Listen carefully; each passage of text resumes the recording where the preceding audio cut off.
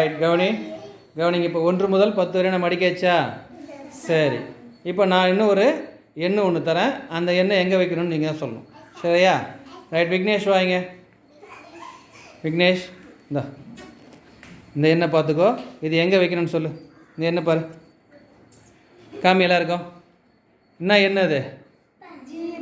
0. 0க்கு நம்ம என்ன சொல்ல தமிழில்? பூஜ்ஜியம். பூஜ்ஜியத்தை எதில் வைக்கலாம் பாரு. இதில் பூஜ்ஜியம்னா பூஜ்ஜியம்னா என்னடா அர்த்தம்? எதுவுமே இல்லைங்க. பூஜ்ஜியம்னா ஒன்றும் இல்லைன்னு அர்த்தம். பூஜ்ஜியம்னா என்னது? ஒன்றும் இல்லை.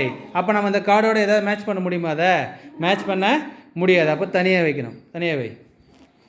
பூஜ்ஜியம்னா ஒன்றும் இல்லைன்னு அர்த்தம். பூஜ்ஜியம்னா என்ன அர்த்தம்?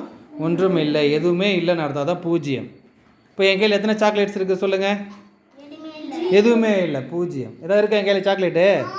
இன்னும் இருக்கா இல்லையா? இன்னும். அப்போ எத்தனை சாக்லேட் இருக்குன்னு கேட்டால் என்ன சொல்லணும்? பூஜ்ஜியம். சார் உங்கள் கையில் எந்த சாக்லேட்டுமே இல்லை, அதான் என்னது? பூஜ்ஜியம். Very good. புரிஞ்சுதா? ரைட்.